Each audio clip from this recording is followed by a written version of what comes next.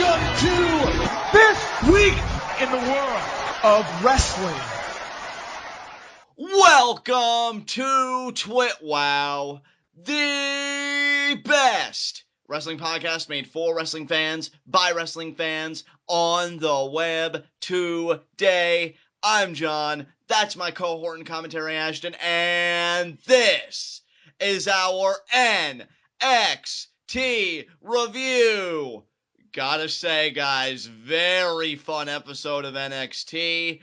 I think we got a lot of progression on this episode. It's like, all right, we finally got over NXT TakeOver, respect. Let's get all the gears moving again. Let's move on to the next one. And boy, did they ever. A lot of interesting things ahead, judging by this episode of NXT. And this was an hour that, to me, flew right by. So eager to see all these things develop, both in the NXT World Title picture, the Tag Title picture, and the NXT Women's Championship picture. In fact, probably that most of all, oddly enough.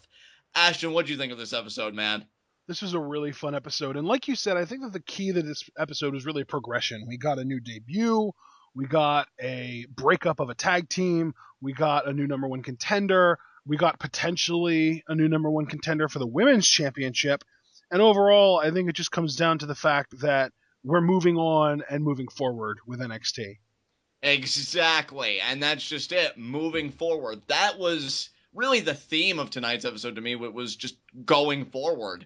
And I loved it. And yeah, I think you even did touch on, and I didn't. I apologize. I mean, you know, we had debuts too. Like, this NXT hit you with everything. And it was great. So I can't wait to go through it all with you, and can't wait to get started. So you have anything else you want to say?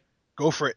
All right, well, our first segment, Heat of the Night. And I don't have anything that I hated about this show. This show, I think, was spot on from every match, every segment, just the whole hour. You know, just really great stuff. So no Heats of the Night for me. What about you? No Heats of the Night for me either, but I do have a nitpick that I wanted to get out of the way before we actually talk about the match. All right, well, I'm glad, because I was getting ready to go, and you're like, but I have a nitpick, so I'm glad. Let's talk it out here. What is it? And this is going to make me sound really bad, and a lot of people are going to start questioning my credentials, but I do not give a crap.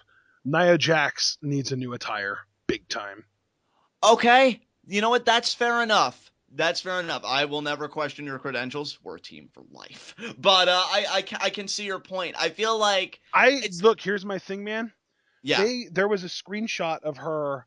a photo that was taken, not a screenshot, of her working a house show, and she had almost like the kind of getup that they had Karma in the house show, and now she comes out wearing basically a bodysuit, and bodysuits work sometimes, and a woman like Nia Jax, she is a large woman, there is no denying that, and the big gold... The tracksuit that she was not tracksuit, the bodysuit that she was wearing was not flattering in any way whatsoever. I have to agree. You know, I wasn't crazy about it. In fact, I'm actually really looking forward to discussing more in depth her debut, because there were some things I had in my mind. I'm sure you do too. And yeah, the attire, I can agree with you on that. I just feel like it doesn't look intimidating to me. It's funny because when Nia Jax came out, because you said she's like what, Ashton, 6 foot something? She's 5'11". She's 5'11", so, you know, definitely a bigger woman, though. And she'll probably get billed as 6 feet even, but she is 5'11". Right, but yeah, you can even tell, like, with how they booked her in this debut, you know, she is a bigger woman, a stronger woman, and they're just, like, when she walked out, I didn't get that sense of, oh man, what an imposing figure, you know what I mean? I didn't feel that sense of intimidation, where, like, when Karma walks out, you know, with her gear and everything, like, you get that tingle down the spine, and you think, oh, well, I'm about to get wrecked, and, you know, I just didn't get that sense here. Not to say that she had a bad debut, again, we'll get more in depth in that in a few moments, but, yeah, I can agree with you about the attire. I think a nice overhaul certainly couldn't hurt. Yeah, I mean, just black in general. Just give her something black to wear is really what it comes down to. And here's my thing too. I don't want people to make it seem like I am discriminating because she's so big. I just don't think that it's doing her any favors. And I, you know, again, I would agree. Plus, I just feel like, I don't know, when you go with just the solid, very basic color, that's probably more in line to the heel anyway. And I don't mean solid black either. I mean, like, look back to what Karma wore, what she wears as Awesome Kong, blacks, grays, just, you know, dark colors in general. Yeah. Not this bright green, red, blue, you know, junk that she's wearing. And it's shiny, too. That's even worse. Yeah. Yeah, I definitely think the attire could use a slight upgrade. I would co-sign onto that, so I don't think that's really a bad nitpick at all. That Because being hey, said, though, that's the only complaint that I had about her. yeah, I mean, and here's the thing. I mean, I know you said to start like before you went into the nitpick that people might question your credentials. The presentation is everything, from the ring music to how you manipulate your entrance to everything. So I really, would love it's to know yeah, whose idea that was for her to go out there in that. right. Well, we may never know, but I do know this. I appreciate your nitpick, and with that, we can move on to our NXT review, and we open up with an address from the NXT Women's Champion, Bayley. And she It's Bayley! every time. And yeah, the crowd seems very happy to see her. Of course, she is so over. Yeah. I'm beginning to think that women's wrestling in NXT is just so over as like a concept because this crowd was rabid for it. Bayley talks about how her and Sasha made history, and the whole show of NXT Takeover Respect. Not even just that match, but just everything was important and historic. Dusty Rhodes Tag Team Classic And that and she everything wants else. women's wrestling to be respected. Yeah, exactly. Because they started a women's wrestling chant at one point, and that's how she responded. Well, I want women's wrestling to be respected, and she cuts a very straightforward promo. Her goals and everything else, but then music hits that I'll be honest, I didn't really expect. This is a surprise to me of the most pleasant kind. Blurfexa, Alexa Bliss comes out with her boys, and she interrupts. And I know this kind of left you a bit perplexed, Ashton. I mean, so I'm going to let you take over the second half of this segment. What do you think of this? Well, it was confusing until something happened. It was one of those things where I was waiting for something to happen and waiting for something to happen, and then something didn't happen, and then finally, after I had given up on the idea of something happening, something happened. Exactly. Alexa Bliss pretty much plays up like she's only there to grant Bayley respect, afford her congratulations, and she pretty much punctuates it by saying the future of the NXT Women's Division is looking so bright, and I really look forward to sharing that future with you. And then she raises her hand. She's like, "Give it up for Bayley one more time, everybody!" And they do. And then she takes the belt from Bayley's hands. I expected an assault, but I think what we got was so much better because she takes the belt from Bayley, and then Blake and Murphy are kind of blocking Bayley's path to get the title back. And then Alexa says, "But this we won't be sharing," and pretty much says that I'm not like you, Bayley, this and that, and more or less, I'm going to take the NXT Women's Championship from you, and it'll be even easier when I do it then than how I did it just now. And then she kind of tosses it back, and she leaves with Blake and Murphy. Overall, Ashton, I think this was a great opener for NXT in general, and as far as this feud, I think it's a great way to set the tone. I'm already looking forward to this confrontation. Yep, absolutely. If this is the match that we're gonna get at the next takeover, call me just excited, man. Because that's really what it is. I'm excited to see it. I think it's time. I think because Blake and Murphy lost their rematch for the NXT Tag Team titles, Blurfexa needs something to do. And this is certainly different because I think it also raises the question, well, how are Blake and Murphy going to get involved? How will they factor into everything? And I think that's what makes this such an obstacle for Bayley because Alexa Bliss on her own, not saying she's not capable, but, I think Bayley would have an easier time. I think it's the Blake and Murphy aspect of the Blurfexa factor that Bayley's going to need to be more mindful of. So it's going to be interesting how this story pans out. Yeah, like you, color me excited. I'm ready to go. Let's do this. Yeah, absolutely. That's the thing too. Is there was a point in time when neither one of us were really big fans of Alexa Bliss, but this heel turn for her is just turned us around completely. Oh, I completely agree with you. 100%. It's gone from me like kind of sighing, face palming, cringing, whatever you want to call it, when she comes on TV to actually looking forward to see what she has to say. I mean, if she keeps up on this trajectory, because I know we really haven't seen her get fleshed out in a while, and which is another reason why I'm so excited for this program, because now it gives her the chance to go to another level. Yeah. Even though I know it won't happen, if she were to keep up on this trajectory, I would not mind her being NXT Women's Champion at all. Again, I know it won't happen, but that's just how I've become of Alexa Bliss's work. I think the only reason that I disagree with you is because I have alternatives that I would prefer. Oh, I certainly do as well. I'm just saying. And it's one of those things where there's only going to be one Bayley for a heel to beat and get all that heat from, and I don't think Alexa is necessarily the person that deserves that. And again, you and I are in complete agreement as well. But I think in a different universe, a different time, Alexa Bliss is a solid heel. She's a solid hand. Definitely. I And completely agree with you. I think that she'll be the person that beats the person that beats the person that beats Bayley. I really do believe Alexa Bliss will get her turn. And let me put it to you this way. If this Alexa Bliss came along in, say, the Paige and Emma era, I'd say she'd probably get the belt a lot quicker. But I think it's a real testament to how much the women's division has grown when you have all this great talent, both, already kind of established because of their credibility, like Asuka, and people who we just have such high hopes for, like Billie Kay and Peyton Royce. Yeah. It's going to be a while for Alexa Bliss, but she will get there. And I really do believe that. So, yeah, great opening segment, and I look forward to this matchup. Absolutely. All right. If you want to move on, we can.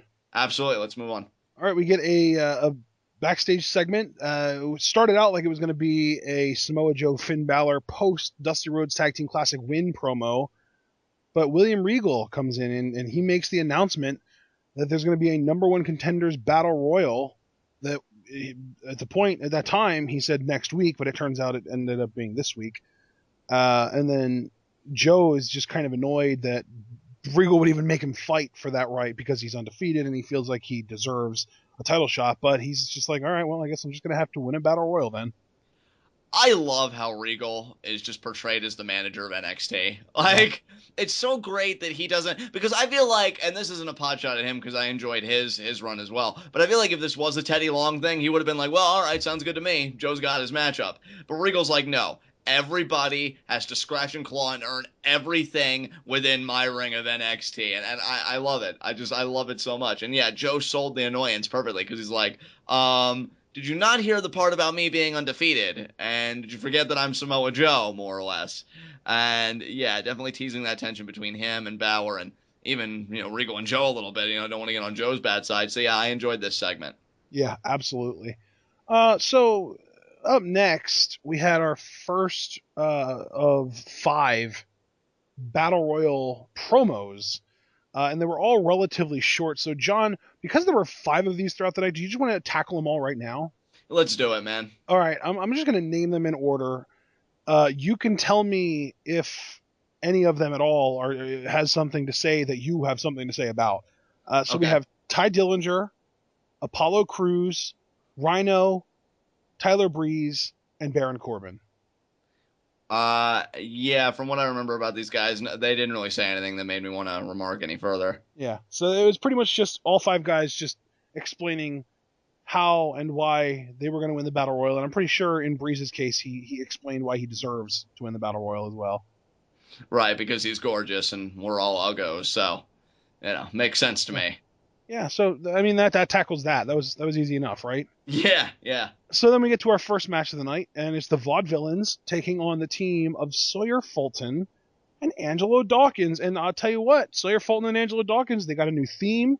They got a new look. I enjoy their work, especially Sawyer Fulton, man. That new look is working for him. He looks so much better this way than he did before. I'll be honest, I actually, because of the theme and just everything was so off-putting, I didn't even recognize him as Sawyer Fulton. It was just the kind of look that I feel like changed everything for the better. Yeah. And here's the thing. Everybody knows I'm a fan of amateur/technical wrestling. I wasn't digging the singlets and the helmets like they were still at the collegiate level. Like, if you're really going to do that...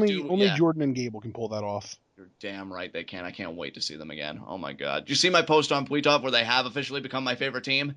No, I didn't see that. Yeah, they've become my favorite team. So Vaudevillains are now in second place. It's kind of, end of an era, talking about this matchup. But they're still amazing. And I got to tell you, they won, not in relatively easy fashion, because Dawkins and Fulton did get some offense here.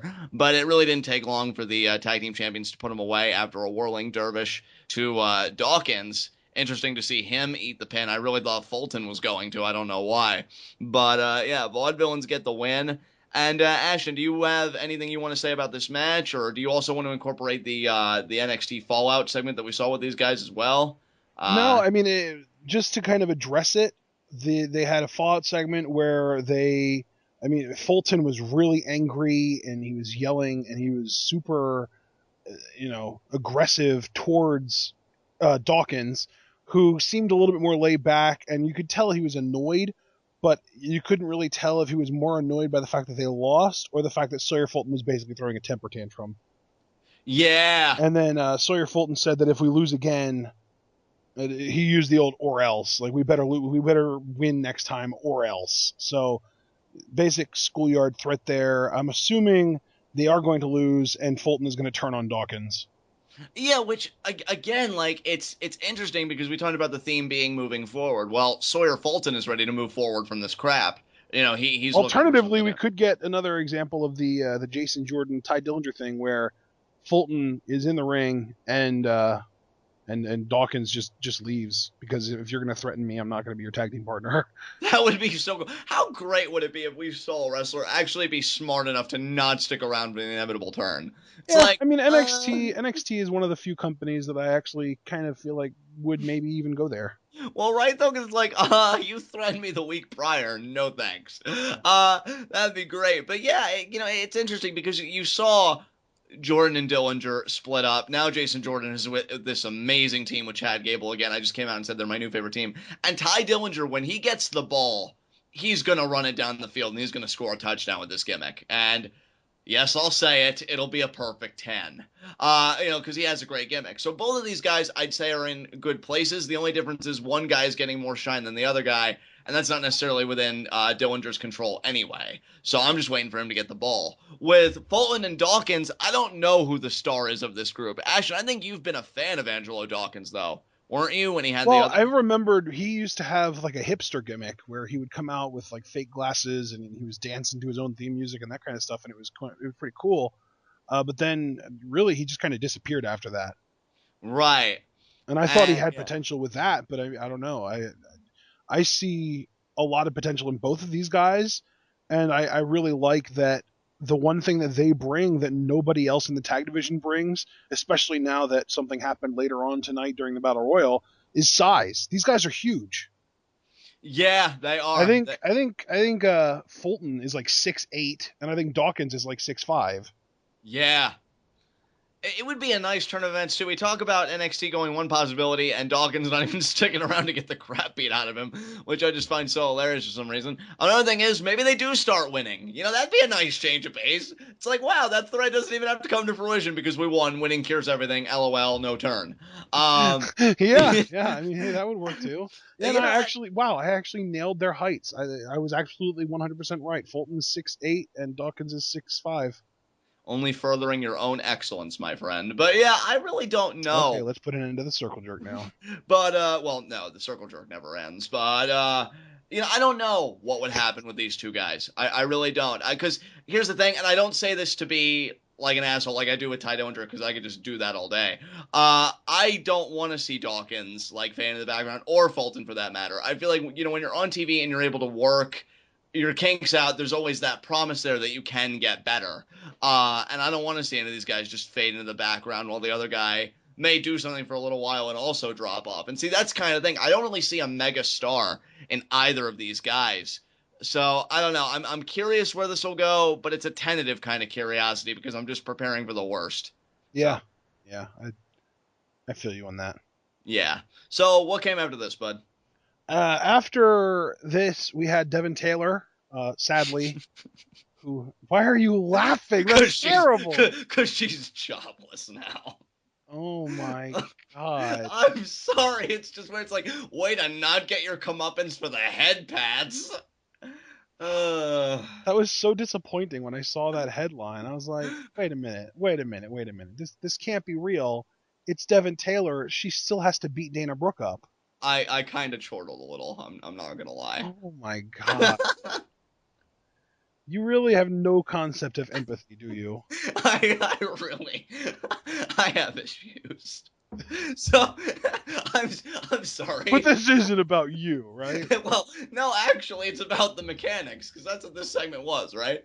Yeah, it was the mechanics, and can I just say, Scott Dawson is a gem that nobody talks about on the mic. Dude, I'm not even lying to you. You used the word gem. I was thinking of the word hidden gem to call Scott Dawson when you were going to pass the ball to me. Yeah. So it's funny that we think of the same term for Scott Dawson because, He dude, really is, though. Like, no, I agree. He really is. yeah. It's funny because I love his look. I love the mechanics. In fact, I gotta say, Vaudevillains may have to get knocked down even further because I rewatched the mechanics versus Balor and Joe, and the way they worked over Balor's leg. Well. Like, dude, I love it. It's everything that I always say is fundamental in tag team wrestling. These guys embody it, and Scott Dawson is the personality to match. And Dawson, I think, works because he plays Wilder. Wilder works because he plays off of Dawson so well. So I really do love these guys as a team on all fronts. And yeah, Scott Dawson being like, oh, you're really asking us if that win from the Vaudevillains was impressive? Let me ask you, did you think it was impressive when we beat the tag team champions in Texas for the Dusty Rhodes Tag Team Classic? Was that impressive? And then they pretty much go on about how they deserve a tag team title shot. In fact, Scott Dawson goes one step further, and he says, my mind thinks that we should be the rightful owners of the NXT tag team titles right now. And then Dash Wilder chimes in, beautiful mind. And I love it. And then they said, but who do we got to deal with? Enzo and Cass. And pretty much talking about it. So why don't you ask them when we get done with them and we're picking that leg apart and we're destroying that body part, if that's impressive. Don't you love that they're literally taking heel psychology and making it their gimmick? I know, right? It's so good. And you know what? Like, I think yeah. Just wait until you see us. We're going to be tagging so frequently, you won't even know what to do. You know what, though? Like, it works. It fits what they're trying to create as a team, because they were even saying on Twitter, long before they got the ball, and I'm so glad they've got a turn at it now, like, we're throwbacks. These are all the teams we want to emulate. And now they're, like, incorporating that into their very promo style, and it's so basic, so straightforward, but that's why it works. Like, I enjoy these guys. I really do. And then throwing the catchphrases, saying that Cass and Enzo are SAWFT soft, and then Wilder being like, and you can't teach that. Basic stuff, but it got a good chuckle out of me. I'd call it a success. I love the mechanics. They're amazing. They are pretty great. All right, so what came after this, man? Well, after this, we got a recap of the Dana Brooke Asuka match from NXT TakeOver Respect. And then we got to see the exclusive that was on YouTube and WWE.com, I'm assuming, where Asuka is in the trainer's room while Dana is getting looked at, and Emma is just kind of hovering over her. And then Asuka just shows up and says, "Aw, Dana," and then pats her head. And and she's nice and gentle too, because she knows she concussed her already. And then she just kind of stares down Emma for a little while, and then she walks away, and Dana, she insists that she won the match. Yeah, she did. It's funny. Me and my friend James, we have a policy, like we're just gonna let Asuka do whatever she wants. So with the whole Emma thing, I mean, I could use this pulpit, to defend Emma and be like, why she doesn't deserve to be beat down, but it's okay, whatever Asuka wants to do. I like all my bones intact. Yeah, and I was even gonna say you could defend Emma, or alternatively, you could just not and keep everything on your body intact and where it's supposed to be. I mean, you could, Ashton. You could step up to the plate and defend Emma. That's doesn't always have to be me all the time. So. Well, I mean, see, the problem here though is, John, that Emma isn't my wife or my ex-wife. Oh, so you just feel no sense of obligation to help your fellow man. That's nice. And I'm lacking the empathy here. But it's cool. It's cool. I just let me know if Asuka goes after Billy Kay or Peyton Royce, either one of them. But let's be honest with ourselves here. Are you seriously going to sit here and tell me that you're going to tell Asuka that she can't? It really? Yeah. I feel your pain, bro. I am straight edge, but I feel like if you got a drink or two in me, I might consider it. I feel like that is what it takes. But no, in all seriousness, I loved how they handled Asuka's debut. That exclusive was great. And you know what? A lot of people, because I checked Dana's Twitter, seeing like if she was still like loopy or if she had like any funny tweets or whatever, any warnings for Asuka. And a lot of people said that Dana Brooke grew on them because of the Takeover Respect event. And I gotta say, like, I enjoyed her performance as well. Some things could have been changed. It should have been more of a squash match, as we said in live reactions. She should have sold more. She should have sold more, but you know what? I still don't want to give up on her. I think things. See, are now coming together. here's my thing with Dana Brooke. Right. Has she improved as a performer? Absolutely, 100%. I will not even try to take that away from her. Right. My problem with Dana Brooke at this point isn't that she's a bad performer. And don't get me wrong, she's not great. She's just barely below average now, but she's passable at this point. Right. My problem with her is that she doesn't seem to understand that the way that the wrestling business works. She doesn't understand that she needs to do favors for other people, that she needs to, yes. I mean, first of all, as a heel cutting promos, she needs to give babyfaces credit while building herself up and being despicable. And then in the ring, she needs to sell, especially for people like Asuka. Like if she gets in a match with Nia Jax, again, she needs to sell a lot more than she did at Respect. So there are just some basic psychological downfalls to Dana Brooke right. that I haven't been able to get completely behind her. But I do fully appreciate that she's getting better, at least when it comes to being hateable as far as her mic work goes. And, she's got like the whole package there with like the facial expressions and the body language and that kind of stuff. I just want to see her actually, understand the business.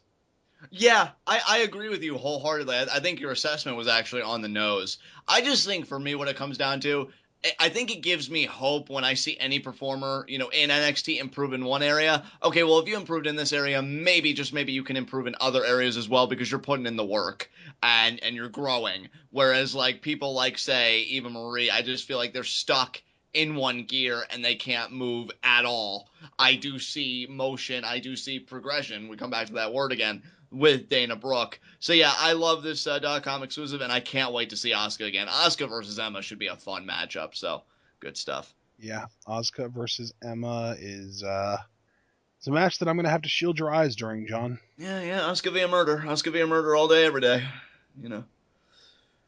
Okay, so now we can move on, right, to yeah. our second match of the evening. Nia Jax's debut, this time versus Evie. Yes, a New Zealand talent.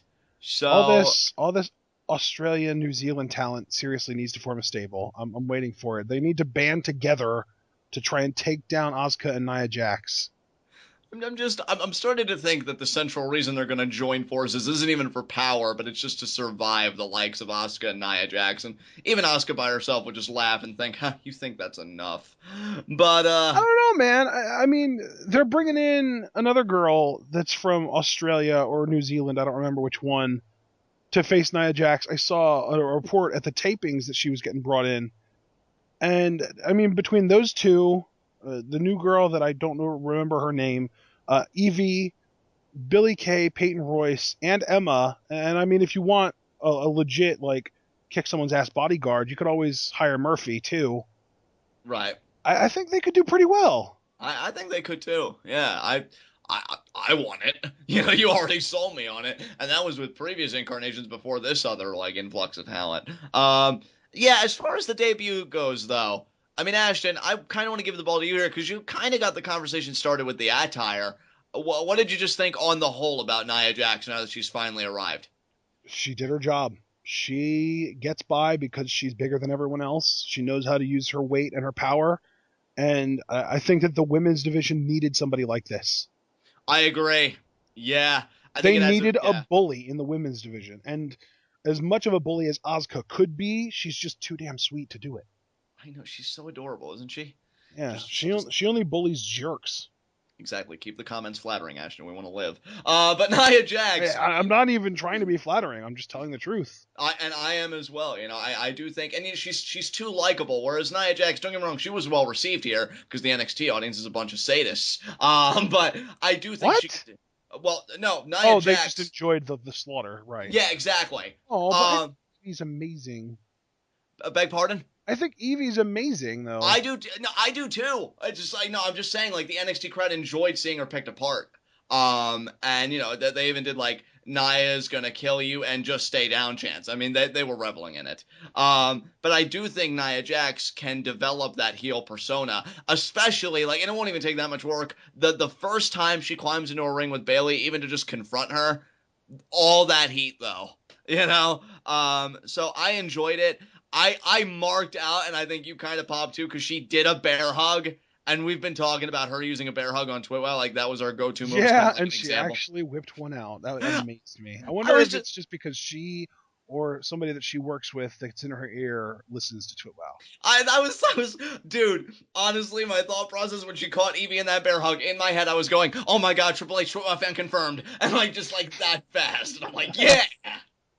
And then when Evie fought out of it, I'm like, oh, just like my dreams, so close but never actually realized. But now that we got that depressing detour, yeah, fun matchup. I really, really enjoyed this. Her finisher, I'm not the craziest about, but you know what? It's just a Uranagi. It's just a Uranagi, but what I think makes it work is that it's just not anybody doing a Uranagi, it's Nia Jax. And they have builders like this bigger woman with more power, so I think it kind of ups the move. You know, it's kind of like in a video game. Like when you up your attributes, obviously the moves that you do are going to be stronger now. That your attributes are stronger than before. You know what, John? I was just kind of perusing Reddit. Apparently, Nia dumped her current attire and went back to her more Karma-esque outfit in her next appearance. So nice. Yeah, we're my complaint was heard already. I'm just that fast. I was literally able to travel back in time to when they taped these shows and complain.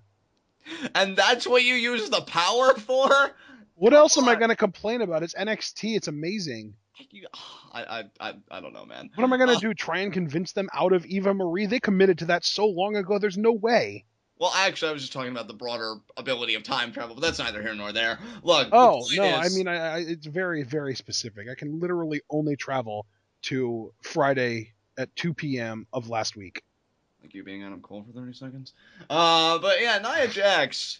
I thought it was a solid debut. Those photos were not doctored, by the way. Did I say it? Did I say it? I'm just setting up my defense before you try and break it down. Oh my god, that reveals so much, but we don't have the time to get into it here. Oh my god, now you got me laughing now. See, I lost focus, damn it. But Nia Jax, yeah, it's gonna work. I feel like, you know, the Uranagi, I'm not crazy about it either, but because she is built as a stronger woman, I think it's to show that she makes it a stronger maneuver just by being who she is. Right. So, yeah, short, sweet, and to the point debut, and yeah, that's all I gotta say about it. I can't wait to see more from her already. Yeah, I think that what really worked here was that Evie is so good at getting sympathy. Yes, dude. We got it. Those kicks, and that's the thing too. People wanted to cheer for Nia Jax. They popped for her entrance. They wanted to cheer for her, and all it took was Evie to be Evie and sell the way she sells and look like she's just getting slaughtered. And 2 minutes into the match, she's throwing kicks to try and work her way back from the bottom, and the crowd's cheering for her. I love it. And I really appreciate you on these 12 reviews, you know, when like Billy Kay or Peyton Royce in a matchup, or in this case Evie, like you do give them the spotlight because they deserve to be talked about. You know, absolutely. It's not just the person who dominates and who has the shine. You know, in this case, this is Nia Jax's debut. I agree with you 110%. I mean, Evie's selling was on point. Her facial expressions, too, at times were great. I felt like she was emoting true fear at times and just like thinking, I'm in over my head. But she went down defiantly, you know, like you said, with the kicks and everything else. The greatest pleasure I think you and I are going to have within the next year or however long, you know, I never really like to put a specific number to things, is just watching the growth of these women into their characters, into their opportunities, and just see them get to that level where they are title contenders or they are in storylines. And Evie is, I think, just another example of that. She did her job well, because here's the thing, Nia Jax wouldn't have been nearly as successful if she didn't have somebody that can take the bumps and create the sympathy. Evie did that, so I think Nia Jax owes Evie a huge thanks for making her debut as successful as it was with the NXT crowd. So, exactly, and I think that right there, that kind of like what you said, that Nia Jax owes Evie a thank you. Yeah. That's my issue with Dana Brooke. Yeah. She doesn't understand that she needs to be the person that other people need to thank. Yeah, exactly. You know, you got to do business. Right there. You just said it. Let's move on. Yeah. Up next, we had the continuation of the Battle Royal promos, but we already talked about all of them. We got an Eva Marie video, again, with the not understanding of the business. An Eva Marie video apologizing for not being in NXT because she's in Paris and she decided to take some me time. Take as much me time as you need, sweetheart. We don't miss you. We really, really don't. And I was trying to rely on our mental telepathy, Ashton. I was sending you messages mentally all the while, just begging you to kill me. All this promo was going, this segment was going. I mean, unfortunately, I don't have telekinetic waves that I can send through our Skype call to just turn your brain off. Well, our mental service provider sucks then, and I thought my internet was the only problem. No, but, it's both of our internets. Don't worry. Well, that's fair enough. But yeah, you know, it's crazy, right? Because I know that, well, I guess Eva Marie does have fans, so I can't say that nobody likes Eva Marie because people do like Eva Marie. They are out there. Just, you know, they'll reveal themselves. Just the ignorant few that either like her because of Total Divas, which I don't understand because she's not exactly the best person on there either, or just the people that just really hate just everything about the fans that will boo anyone, and they just want to cheer everyone, and they just want to see everyone succeed, and they don't seem to understand that the purpose of a heel is to get booed. Yeah. It's funny because the people that I guess do want to see Eva Marie succeed, but like know she sucks right now. Kind of like how you and I are like, we'll never give up on anybody. I know like a few people that were excited about, well, you know what? They might have found something that could work with the whole referee controversy thing and manipulating refs. And now it's they're reaching for straws for that. Yeah, not only are they reaching I'm not even talking about the people. Right. Because I understand why someone would think that, but just knowing the WWE, yeah, the whole Eva Marie paid the ref off angle, they're grasping so hard at straws. Yeah, it would be nice, but you need to understand this isn't Lucha Underground, people. Not that much. And even then, like the booking of Eva Marie, I feel like is barely even NXT. It feels incredibly heavy-handed WWE influence. Yeah. And then she does this segment here. I feel like, I guess why I even brought that up to begin with is I feel like, I don't even know if WWE knows what they want Eva Marie to be. I think maybe they're starting to put it together because I think they wanted to get her over as this babyface, like manufacture their own underdog story, which almost is like contradictory to me because the best underdog stories are the ones that aren't made. They're purely organic. But, you know, I think they wanted to make one of their own. It flopped. And now they might... Rocky movie producers. Oh God, those movies. You really hated those movies, didn't you? It was a running joke between me and a gym coach I had back in middle school. He's like, "How can you not like Rocky?" And I'm like, "He's an old fart. He needs to sit out or get knocked out. I don't care which." And now I could rant about that, but I'm not going to right now. Was that part of the gag, or were you actually just saying that just now? I was just saying that now. But yeah, I pretty much did tell that to him. I'm like, Rocky's a loser. He needs to know his place. And honestly, the fact that you like those films, it's questionable. It's suspect. And yeah, we ended things on good terms, but you know. Oh, that's good news at least. I'm glad he didn't squash your skull. Yeah, exactly. I don't know what kind of gym coach this was, but the stereotypical gym coach is fairly large. He was a really cool dude, but I can tell. Talk about us. Let's talk about. Exactly. I was even getting ready to say I could tell you he was too cool for this crap because now you know that I think they're deciding to embrace Eva Marie as a heel, but even when she tries to commit to being a heel, it's just so painfully awkward. You know, it's funny, Ashton, because you brought up the point that Eva Marie isn't an athlete, and you and I both agree that she's only here to kind of raise her profile for future projects. Mm-hmm. But even for those future projects, I don't think she'd be any good because it just comes off so false to me. Like, I think the really good heels... John, she has red hair. Oh, God, I know. Her and some other segment of the planet, and it's not even genuine red hair. If you wanted a legitimately great heel, you know, redhead or ginger or whatever, you kind of had it with Becky Lynch before, you know, she had her face turned because she's so amazing. You know, just find somebody else. But more importantly, John, Seriously, Eva Marie has red hair. Okay, who started this so I can get a pin and stab them in the eye? Nobody started this. I'm literally just telling you what she has that nobody else does because she's not better at anything else other than that. It's true. Even her acting, if she ever aspired to She's act, the worst actor on the roster. I mean, here's Bayley, who came out and cut an adorably awkward promo at the beginning of the show, is a better actor than her. Here's the thing, right? And I know this is going to sound weird to some people, and I hope they can follow me on that. But if not, I mean, I know what my success rate is anyway. Stop it. We'll get it. The biggest insult I can give to Eva Marie is that she makes me consciously aware that I'm watching pro wrestling.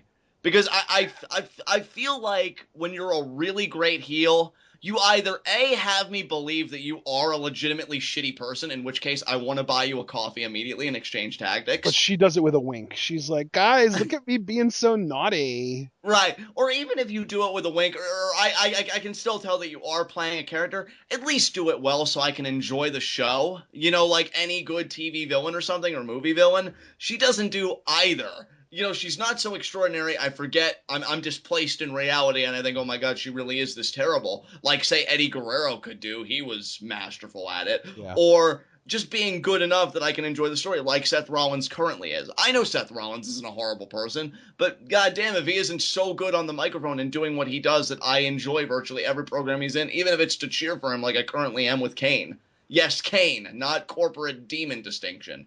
Eva Marie sucks at both. So I just want her to go away.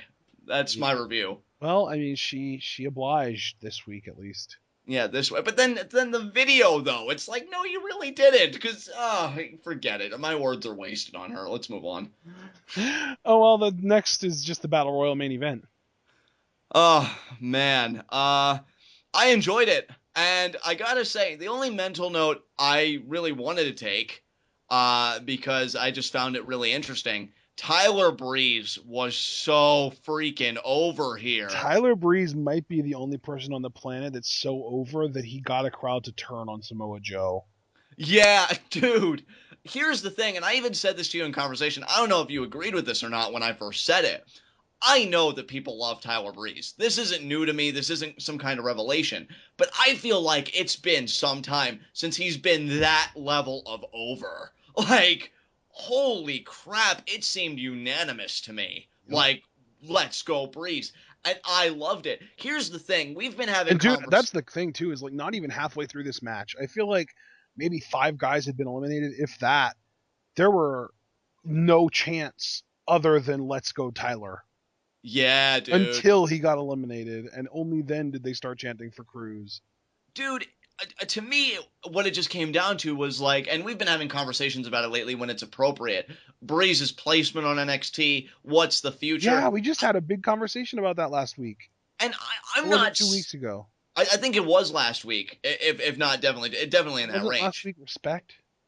Oh yeah, last week was Respect. So it was 2 weeks ago then. Yeah, it was 2 weeks ago. I'm not coming on here and saying Breeze should have a full-blown face turn, because the best face turns, I think, when you are a heel, are the ones that just happen because you're just so good, fans can't help but just start loving you and wanting to go from there. Yep. But, like, it's amazing to me. Like, Breeze really doesn't have much left to do in NXT, besides maybe win some gold, because he still has never won gold in NXT, and maybe just kind of play on the face side of things. But I don't really know how you'd handle that. Maybe it would just be one of those gimmicks where he does the same thing, but calling heels a go instead. That would seem to be the best route. Yep. But yeah, when you can get a crowd to turn on Joe because of what he did to Tyler Breeze, who is supposed to be the heel, my God, do you have them in the palm of your hand? Like, I marveled at it. And it's ironic, too, because he's supposed to be a heel. He is. He's supposed to be. That's not really working out so well, but that's what they've been trying to get him to be. I mean, dude, that was the biggest note I had, because the Battle Royal in itself, it was fun. You know, it ticked all the boxes. Exactly. You know, it ticked all the boxes, I think, for what you'd expect from a Battle Royal. Teammates turning on each other, check. One guy really dominating it, a ton of eliminations, check. You know, shock. Apollo Crews racked up eliminations early. He was kind of that guy. Oh, I thought he only had like 2 or 3. I think he racked up a few eliminations in the beginning, and then kind of slowed down in the middle, and then towards the end, obviously, you know, we'll get to that in a second. But, upset elimination with Joe, check. So, yeah, it ticked off all the boxes. Ultimately, Apollo Crews does win, eliminating Baron Corbin last. How do you feel about this, Ashton? Oh, man. I'm not okay with this, actually. I don't think I am either, but I want to know your reasons why first. Well, let me just clear it up. I'm not against Apollo Crews being successful in NXT. I want nothing but that for him. What I'm against is him not even really being as connected with the crowd as I'm sure they want him to be, and them still trying to do this. It just kind of reeks of Roman Reigns, doesn't it? It does. Here's my thing, guys. And it's not even like a self kind of like what the WWE did with Reigns. It's not like a self what's it called? When you oh my god, I feel so stupid right now. When you try and ruin somebody's something. Self-sabotage? Sabotage, thank you. Yeah, it's not even a self-sabotage like it was with Reigns, where they had him go out there and cut just terrible Looney Tunes fairy tale kind of promos. It's just the fact that he's not been around for very long, and he hasn't done anything yet. All he's done is squash a few jobbers and beat up a couple of guys that were fairly established, and especially when one of the guys ended up being Breeze, and now we see how over Breeze is. That might have been a mistake too. It just feels like it's too soon for him. And I don't mean too soon in that, oh, he's not ready yet. Of course he's ready. He's incredible in the ring, but he doesn't have the kind of connect. And really, the fact that he's going against Finn Balor is what's giving me hope, because maybe he'll turn heel between now and then. Maybe he will. Or maybe, they just want to put Apollo Crews against a challenge as big so we can finally get that first loss under his belt, and they can at least say, well, it took the NXT champion to give him his first loss, so kind of protecting him in that way. And if they do that prior to London, I would be okay with it. Yeah, oh, yeah, this cannot go to London. I don't think it's a main event well, that was my that venue. That was my biggest concern, was that this was going to end up being the main event in London. Oh, and that concern's legitimate, but London's in December, right? Right, yeah, it's only 2 months away. Yeah, that title match I think will be taken care of beforehand. I can't see it sitting on it that long. I will say though, because I do expect it to be an episode of NXT, that takes the bite out of it a little bit. But I mean, you and I even watched the NXT exclusive on WWE.com. Well, we watched it on their YouTube channel, and again, just I like Apollo Crews. I want him to succeed. I know I really talked him up with the smile of his is so off-putting sometimes. It's off-putting. It's like he's doing that thing where you like curl your upper lip up under your gum so you really just show all those teeth up top. Yeah. It's weird. I don't know. It makes me uncomfortable. It kind of gives me the huzz a little bit. Kind of gives you the shudder, right? For me, just his promo style, I feel a disconnect with Apollo. I feel like, if anything, I'm hoping maybe they have this title match in like 2 or 3 weeks, and in that time, maybe him and Finn have at least one promo exchange. I'm looking for Finn to bring something out of Apollo Crews, because right now, he really does seem like Bobby Lashley-esque, in the sense like he has this great look, he has the ability, but just no personality. It's like the personality is supposed to be, I'm big, I'm strong, I'm talented, that's it. Right, and that's it's something that can work if somebody is around for a long time and is allowed to be kind of established as that workhorse for the NXT crowd. But when you bring somebody in and then that's their only gimmick, really, and then you give them a title shot in 2 months, I don't know. Yeah, it's really concerning, because I feel like the best NXT title matches, you're supposed to exchange on a psychological level, with the promos and everything else, and not just in-ring. In-ring is only part of the product. And I know that's part of the product that Apollo Crews and it's probably the on. least important part of the product, too. Yeah, I would agree with that, too. Because it's all about, it really is, it comes back to that one cliched saying that you'd always see, like, in school hanging up on walls or something. It's not about the destination, it's about the journey, And that's the thing. I think Apollo Crews he'll arrive and he'll do his thing and he'll be excellent at it when we reach our destination, whether it's an episode of NXT like I believe, or Ashton's Fear, it's the NXT TakeOver special, which God, I hope not. But I don't think he'll be able to hold his own and carry his weight on the journey. I just feel like the star of Finn Balor at this present moment dwarfs the star of Apollo Crews, and that's my concern. I just feel a disconnect with Apollo right now, and I'm looking to make that connection. It just hasn't happened yet. So, yeah, I'm happy for him, and the crowd did receive it well, to be fair, and I think that also is a testament to the great heel work of Baron Corbin, because they just dislike him so much. So they did receive Apollo there, but if Yeah, I mean, were... that's my thing too, is I feel like NXT booked this match the way that WWE should have booked Royal Rumble this year. Right. It just worked out so much better. Like I don't think that they necessarily did it intentionally, but your final four were the guy that was going to win, a guy that, I mean, in Joe's case, he's technically a face, but I think he can go either way. One of the biggest heels in your company, that being Corbin, and the most over baby face in your company, even if he's not necessarily supposed to be that way, in Breeze. And you had, Joe eliminates Breeze, and then Breeze eliminates Joe, and it just comes down to the good guy that you are going to have win and the biggest bad guy in your company. If the WWE would have done that with having the final four be, well, I don't want to say final four, but the final two be like Roman Reigns and Kane or Big Show, I don't think it would have worked. But if you would have had it be like a legitimate heel, I don't remember who were heels at the time, but I would imagine Bray Wyatt at the time would have been a great replacement. The fan probably would have cheered for, well, I guess Bray wasn't the best example because he's kind of over anyway, but well, dude, you get my point. Get a heel yeah. in there that the crowd actually dislikes, that isn't X-Pac heat, and yeah, put him in there with Reigns. And here's the thing, dude. In a way, they even had like that set up, but I feel like the execution fell flat because at least Apollo Crews and Baron Corbin, they went at it a little bit.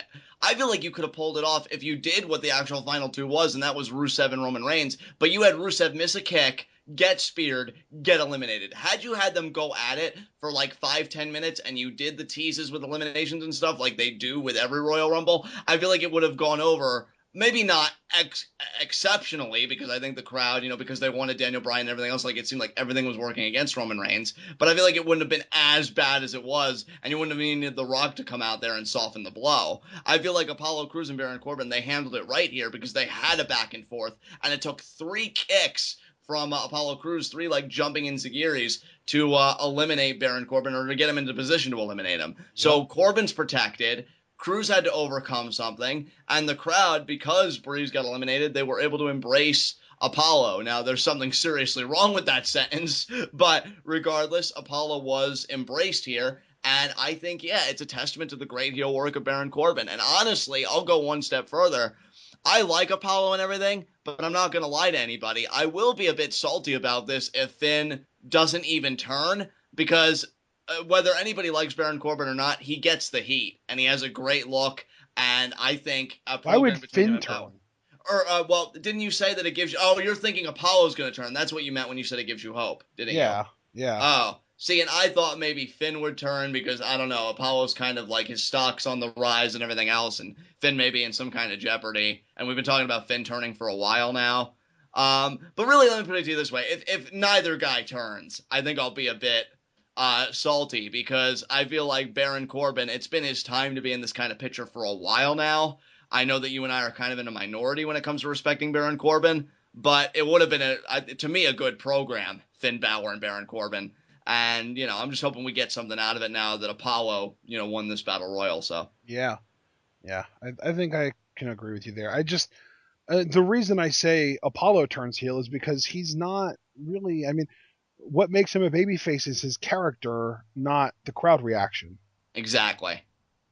And yeah. the character isn't even really there. It's just kind of, he's not a douche. Yeah. So, I mean, maybe that's why you don't like him that much either. Well, maybe. But yeah, man, good stuff. I have nothing more to say about this Battle Royal. Unless you do, we can move on to our next segment. I actually have the elimination order written down if you wanted to have me run that down. Sure. So the first 3 guys get eliminated were Steve Cutler, Danny Burch, and Elias Sampson. I gotta admit, I was kind of disappointed that Sampson got eliminated so early. I thought he would last a little bit longer with his drifter gimmick. I like that. So then it was Gargano. Some guy, I didn't catch his last name. He was basically a smaller version of Big Cass. I think they said that his last name was Moss. It was Riddick Moss, from what I gathered. Riddick Moss. Okay. But then Cass got eliminated, and then Dash and Dawson, and then Enzo, and then Ty Dillinger. And then Bull Dempsey, and then Mojo Rawley and Zack Ryder both got eliminated. Didn't they both get eliminated by Corbin, right? Yeah. Yeah. Then Rhyno got eliminated by Corbin also. Corbin got a lot of eliminations here. Then Ciampa, then Blake and Murphy, then Breeze, then Joe, then Corbin. Yep. So, there we go. Fun episode of NXT. Let's move on. High spots and low shots. Low shots very straightforward this week for me. Baron Corbin. You were one elimination away from getting a shot at the NXT Championship. It was finally your time to seize the moment and show all those indie punks what you're about, given your character and everything else. And he gets eliminated by Apollo Crews. So a pretty crappy night for the Lone Wolf. Still hasn't gotten that NXT Championship opportunity. So he's my low shot. Yep. Yeah, I can dig that. I'm going to make my low shot... You know what? I'm going to make my low shot Samoa Joe, because he kind of came into this feeling like he was already the number one contender, and he got screwed by Tyler Breeze pretty bad. And it was really, admittedly, it was his own problem, because he was the one that eliminated Breeze in the first place, and then Breeze just kind of came back to bite him. Yeah, I love it, dude. Very straightforward. Makes sense to me. You know what? In that same vein, I'm going to do it. I was mulling it over, before we even got into this segment. My high spot is going to be Tyler Breeze, because he was the most over guy in this battle royal, and he made it to the Final Four. And even though he didn't win, he made sure that Samoa Joe lost. So Tyler Breeze still got something out of it. And you know what? He's going to probably feud with Joe now. Joe's probably going to win via murder. But you know what? Good for Tyler Breeze getting that crowd reaction. He's one of the best performers there, in NXT. And he had a great night tonight, because I guarantee you, for as well received as Apollo was, if Tyler Breeze was the winner with the way the crowd was reacting to him, you would have had to call the contractor the next morning to repair that roof. So Tyler Breeze is my high spot. All right. I can dig that for sure. I think, let's see. You know what? I might as well, since she got her attire changed without me knowing. I'm just going to make my high spot Nia Jax, because she was dominant. Actually, I'm going to make that whole match my high spot, because Nia Jax was awesome and dominant, and that was great. And I just loved Evie. I thought she was awesome too. So I can't really pick one or the other. I know Nia Jax won the match, but I feel like the match got both entities that were a part of it very over, at least in my mind. So both Evie and Nia Jax are going to be my co-high spots. I love it, dude. I love that you made a match your high spot. I mean, that's the glory of TWitWoW. So with that said, that was our closing segment. So guys, this has been NXT. This has been TWitWoW, the best wrestling podcast made for wrestling fans, by wrestling fans, on the web today. I'm John. That's my cohort and commentary, Ashton. Guys, be sure to comment and subscribe on YouTube. And I'm going to do something a little different here, because Ashton comes up with better questions than I do. Ashton, do you have any questions you'd like to ask our viewers here about NXT tonight? Yeah, I actually, first of all, I want you guys to tell me, who do you think Nia Jax should run through on her way to Bayley? Because to me, Bayley's keeping the title. She's not going to lose it to Alexa Bliss, I don't think. I think that the obvious person for her to lose it to is Nia Jax. So my question is, who all is Nia Jax going to run through on the road to the Women's Championship and inevitably Bayley? My next question, what'd you think of Evie? Am I the only one that sees a lot of positives in her, from her selling to her ability to garner sympathy, her look? I think she's adorable. Just a lot of things to like about her. So yeah, my high spot is going to also be my two big questions for the week. Who should Nia Jax run through, and what do you think of Evie?